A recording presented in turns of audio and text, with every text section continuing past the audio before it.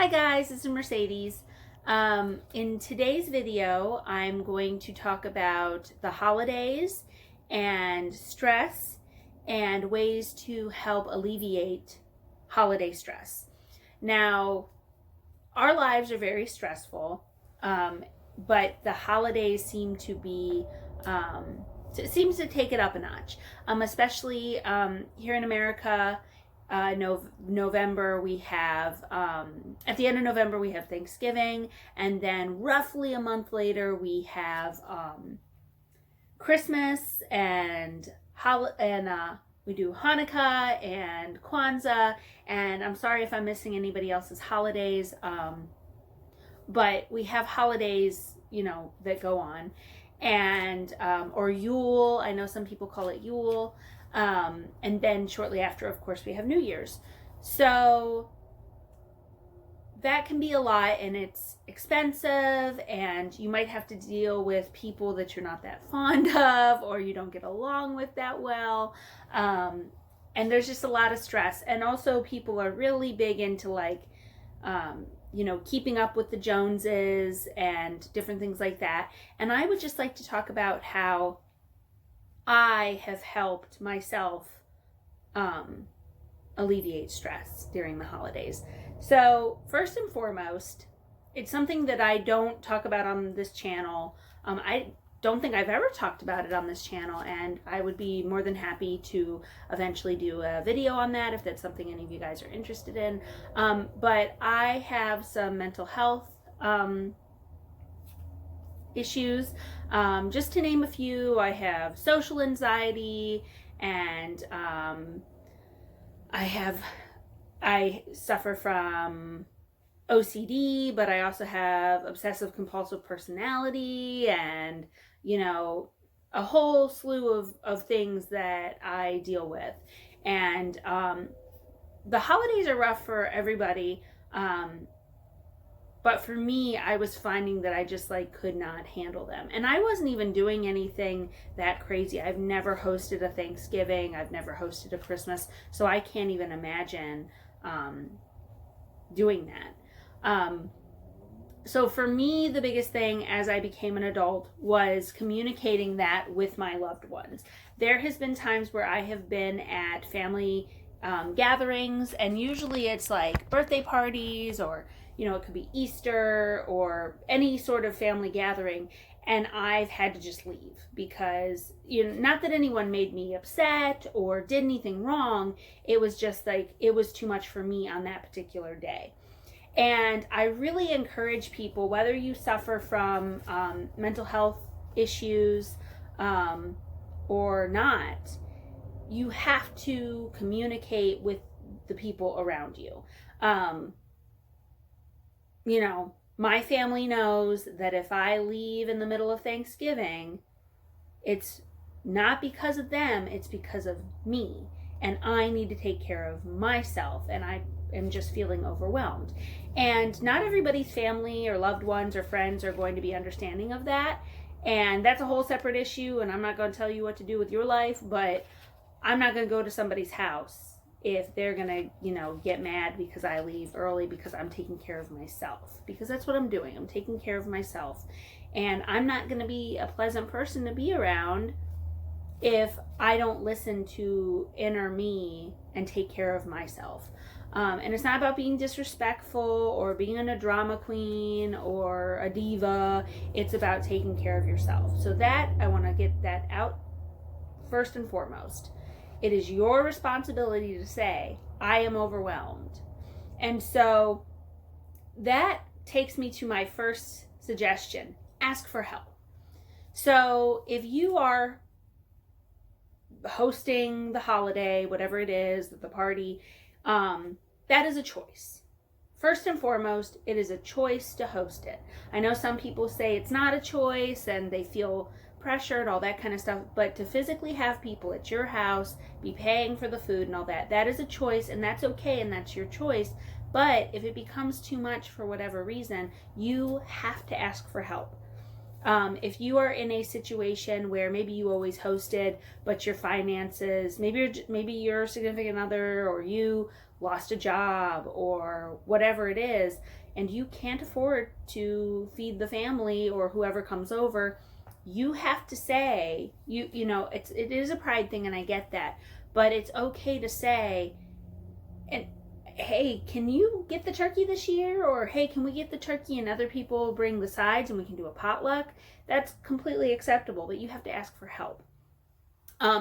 You have to ask for help from the people living in your home to clean the house, prepare the food, go shopping. You have to delegate. And this is not just a woman thing. This is a man, child, man and child and people, just people. Whoever is living there in the home, whoever is going to be coming, everybody needs to be responsible for something.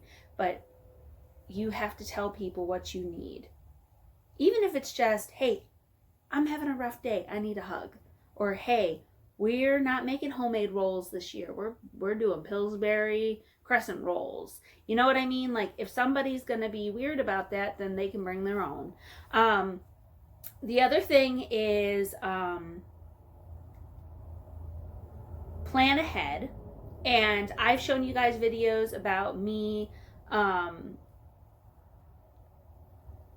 buying my Thanksgiving stuff. Now, this year my sister is hosting Thanksgiving, and this is the first time she's hosted it. Usually my parents do. So this is a big thing. This is great. My mother is passing the torch on to my sister, and she is my younger sister, but I have already told them, you don't want me to host.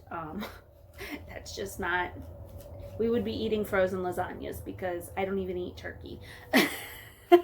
So anyway, so planning ahead, my sister said, can you make this, this, and this? Yes, and we had a discussion on it. And that would be the time, like, let's say she said, hey, can you do this, this, and this? And I didn't have the money to do it. Or I knew that I was going to be working a lot of extra hours. That would be the time to have a conversation and say, you know what, I'm sorry, I can't afford to get the turkey, or I know I'm going to be working, blah, blah, blah, like, or whatever your situation is, that is the time. And don't do it right beforehand. We had this conversation at the very beginning of November, and I already got everything that I needed. And I actually even told my sister has a baby, she's a little over 1, and I said, what can I do to help you? And I said, do you need me to come early? Do you need me to come the day before? Blah, blah, blah. And she said, if you could come early and help me watch the baby, she's like, that's the part that I'm worried about. It's going to be hard for me to do the finishing touches and watch the baby, you know, all that kind of stuff. Or I could do finishing touches while she's taking care of the baby. So that was a conversation that we had, and it was helpful to both of us. And she is planning ahead. She's told me that since it's her first year hosting, she looked up tricks, like things that you can do the day before. So she's making some homemade pies. She's making them the day before. You can cut up and peel the potatoes and then soak them in water and put them in the fridge and then boil them the next day. You can heat stuff up in crock pots. I think she's going to be putting the mashed potatoes in the crock pot because there's 12 of us and a few of us mostly just eat the mashed potatoes. So we need lots of mashed potatoes. So she's planning ahead. I'm planning ahead. We're planning ahead as a family. And not just for Thanksgiving, but for Christmas, buy your gifts ahead of time. It helps you save a lot of money by doing that. And then as far as Christmas gifts, that my family does a gift exchange. So a few years ago, we came up with a gift exchange. So on Thanksgiving, so about a month before Christmas, my siblings and I and our significant others, we exchange names. So everybody gets one name. And the only rule is, like, if I pull my husband's name, I put it back. Or if my sister pulls her husband's name, she puts it back. And then that way, each individual person is responsible for one sibling gift. Now, that's not us being cheap. I mean, probably it is. But for me and for my family, Christmas is not about the gifts. It's not about who can get the biggest, most extravagant gift for everybody. I have two siblings who are rather young, and I have two siblings who are severely special needs, and my sister has a baby, and my husband and I do our thing, and it really just makes more sense for everybody to get one gift. And there's a lot of us, and it's so much fun. And we don't really have like a price limit, but we try to keep it like, I think it was like $15 and under, or whatever it is. And also like buying gifts secondhand. I usually get my family gifts secondhand, and nobody cares. And they get me, I collect vintage salt and pepper shakers, and so I almost always get a set of salt and pepper shakers for Christmas, and they are some of my favorite gifts that I have gotten. And so I did another video where I showed you guys some DVDs that I got, and those will probably be Christmas gifts. And let's see. Yeah. Making gifts by hand. I also will knit blankets or scarves and give those as gifts. And that's planning ahead and wrapping your gifts ahead of time. That also helps save time and money, and buying stuff on clearance. And I actually don't like to wrap gifts, but because it's Christmas, I do wrap gifts, but I save wrapping paper and bags. Not a large amount. I have like a small garbage can type container, and whatever fits in there is what I keep. Whatever doesn't goes. And I kind of keep stuff that's just neutrals that I could use for holidays or Christmases or what have you. The other thing to note is I celebrate Christmas, and my husband is Jewish, and he celebrates Hanukkah. So when we first got married, we decided that... Sorry about that, guys. My husband just got home from work. So I was saying that when we first got married, we decided that we didn't want to exchange gifts on Christmas and Hanukkah. And so we just decided that we would exchange them on Christmas or Christmas Eve. But in recent years, actually, I think we only exchanged gifts our first Christmas together, and this will be our 5th Christmas together this year. And we decided not to exchange gifts anymore. My husband and I don't exchange gifts for the holidays at all. And I can do a video on why we don't exchange gifts and all that on a different video. But that really has helped too with alleviating stress.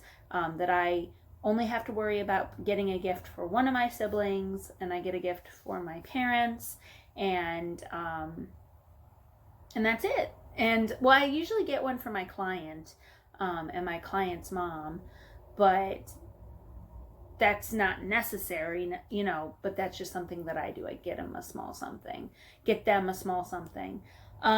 So let me see.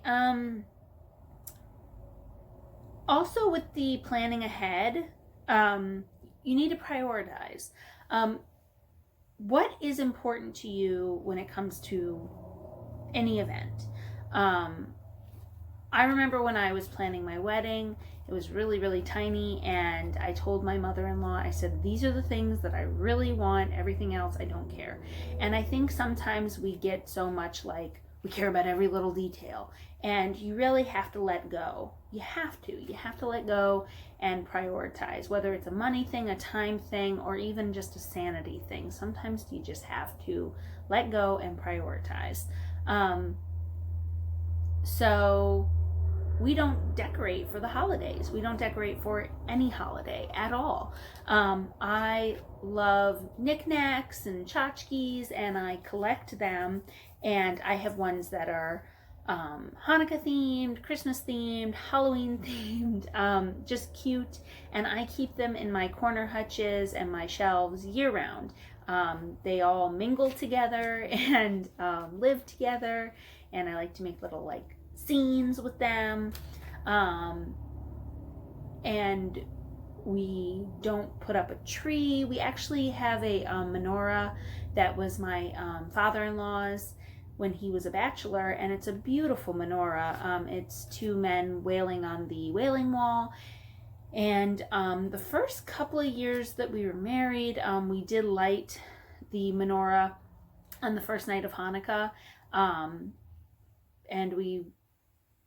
we just lit all 8 of the candles together, even though that's not the proper Jewish custom, but that's what we had decided to do together.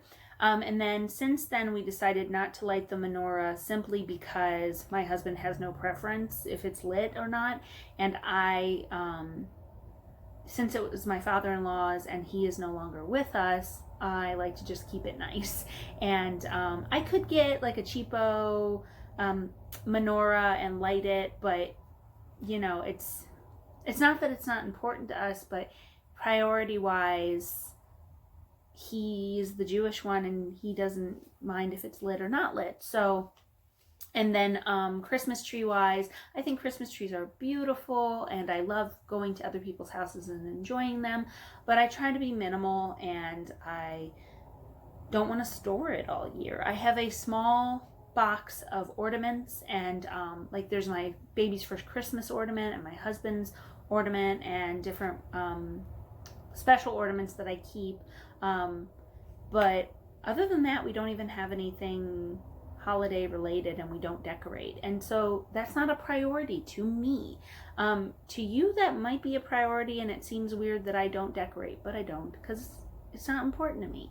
But there might be something else that is important to me for the holidays that is not important to you, and that's okay too. But that's the thing about priorities. We all have different ones, but you can't make every single thing in the holidays a priority because it's just not going to happen.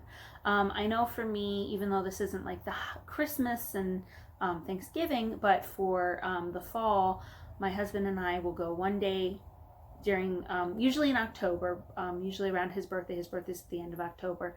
And we will go to the farmer's market and we will pick out pumpkins.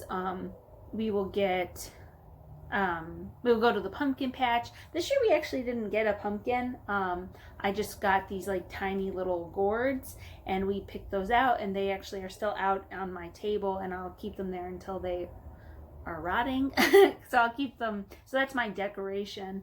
And then we'll usually get some sort of hot cider or sweet treat from the farmer's market, and that's a tradition that I really love, and that's important to me. It's very important to me, and so we do it. But if it wasn't important, we wouldn't be doing it. Let's see.